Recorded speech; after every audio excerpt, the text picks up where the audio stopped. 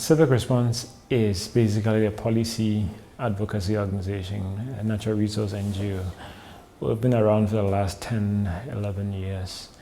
The mission is basically to look at the issues of social justice, to look at citizens' rights, and see how those can be improved, particularly those who live on the fringes of resources and yet are maligned in terms of, or who don't get any benefit from the resource.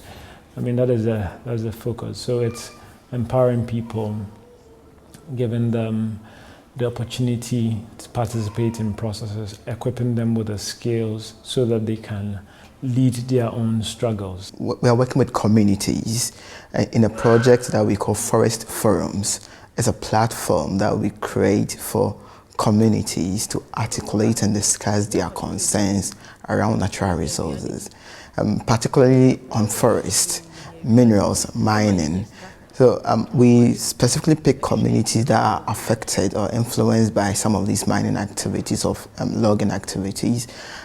We give them capacity, awareness creation, for them to articulate their rights, stand up for their rights against the authorities, not just the forest authorities or government, but against industry, the private sector that comes to work in their communities, for them to assert their rights. Yeah, we want them to know the laws.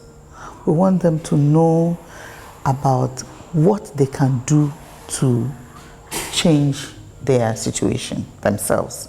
So if we give them the knowledge of what is in policy, it's in law, because a lot of them don't know. So when we engage them on that level, they realize that, so this should not have been this way. We do have a right, we do have a say.